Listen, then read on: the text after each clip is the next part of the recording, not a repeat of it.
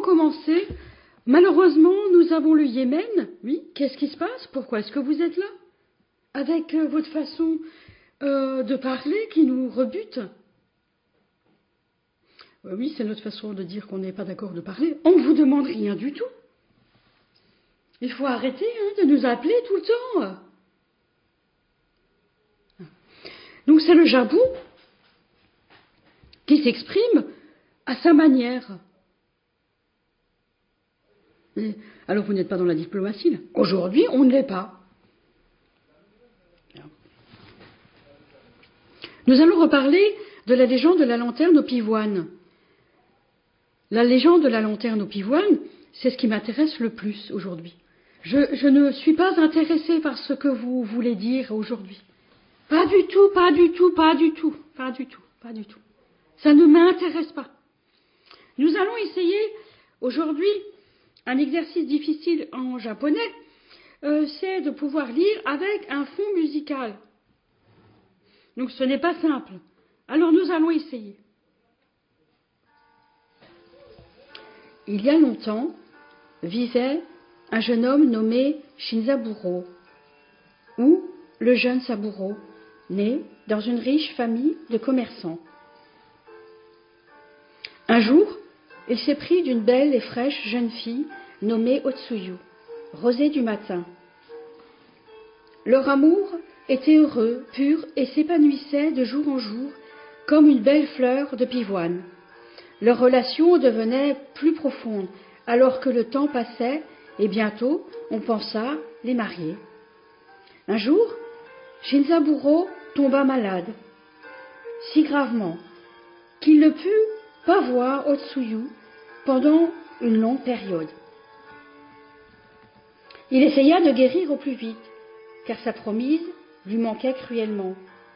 Quand il fut assez fort pour sortir de la maison, il partit à la recherche de Otsuyu, désespéré de la revoir.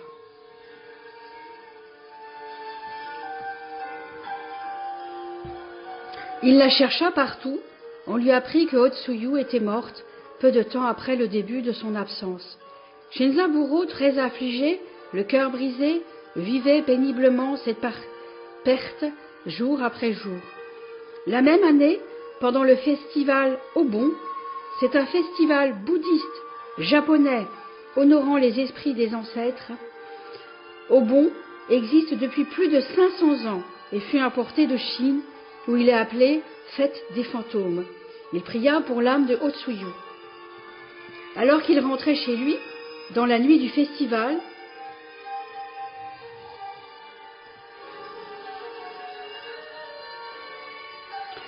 il rencontra une belle dame et sa servante.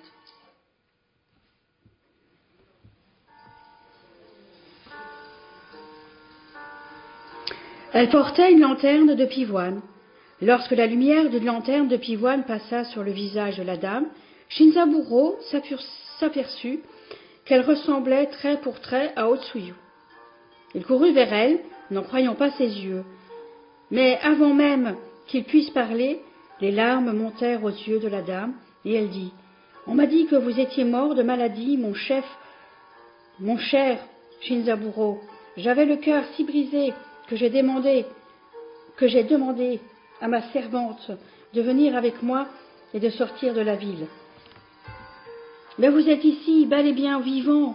Je suis tellement heureuse. » Shinzaburo était submergé de joie.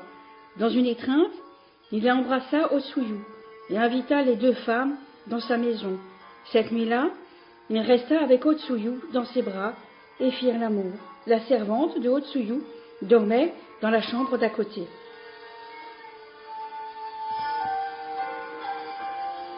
Ils se rencontrèrent ensuite tous les soirs, et ce pendant une semaine. Un des serviteurs de la maison, curieux de l'identité des visiteurs de son maître, décida une nuit de jeter un coup d'œil sur la chambre de Shinzaburo et fut terrifié. Situé à côté de Shinzaburo reposait un squelette de femme, se déplaçant et tournant dans son sommeil comme si elle dormait vraiment. Il vérifia la pièce d'à côté et trouva un autre squelette endormi, avec deux lanternes de pivoine à côté à côté de lui. Le serviteur courut au temple et dit au prêtre ce qu'il venait de voir dans la maison de son maître Shinzaburo. En réalité, Otsuyu et sa servante étaient mortes sur leur chemin hors de la ville. La tante de Shinzaburo était derrière tout cela, parce que les familles de Otsuyu et de Shinzaburo étaient rivales dans le commerce. Cette tante opposée à leur mariage avait décidé de se débarrasser de Otsuyu par la ruse lors de son exil en dehors de la ville, en utilisant son chagrin et lui faisant croire à la mort de son bien-aimé Shinzaburo. Nous remercions Olivia Zimmerman de regagner notre radio. Il est peut-être 8h15. Nous la remercions, nous les Japonais, de nous indiquer qu'elle veut absolument dire à qui que vous aviez un mail que vous ne vouliez pas lire, que la plateforme devait lire en gros et résumer en gros.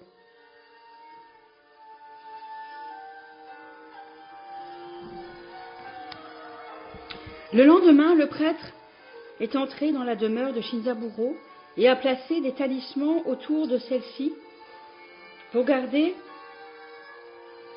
les fantômes de Otsuyu et de sa servante au dehors.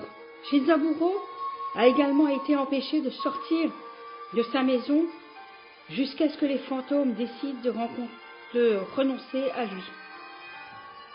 Prévenu qu'il avait affaire à des fantômes, il prit peur de la mort qui l'attendait s'il revoyait Otsuyu. Otsuyu et sa servante attendaient à l'extérieur de sa maison tous les soirs, et Otsuyu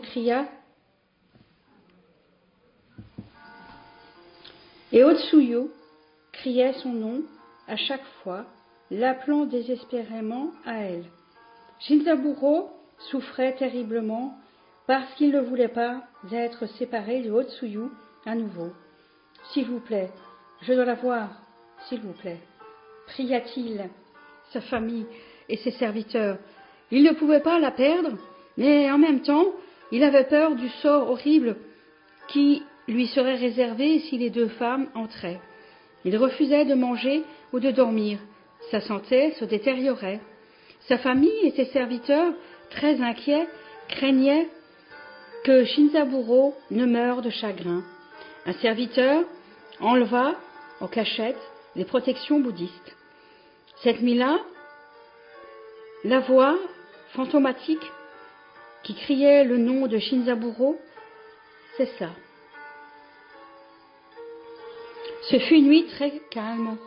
Le lendemain, Shinzaburo fut retrouvé gisant sur son lit par le prêtre, son corps enlacé avec un squelette,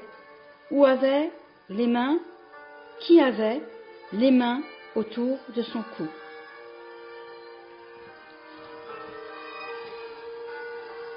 Voilà. Donc, il est extrêmement difficile, encore une fois, de lire ce texte. Nous le savons. Vous n'arrivez pas à lire. Ce sont plusieurs voix qui essayent de mimer ce que nous savons faire dans un contexte extrêmement complexe. Bien, je voulais préciser que nous étions, des Japonais, et que nous n'avons pas la diplomatie avec nous. Alors, je voulais savoir pourquoi est-ce que vous venez ce matin, vous, le Yémen ?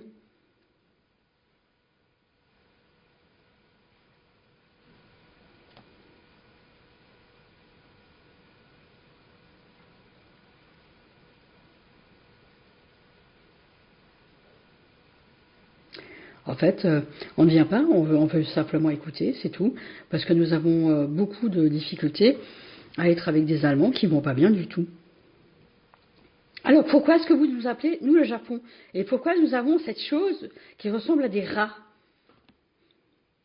C'est moi, je reviens avec ma valise Ouria.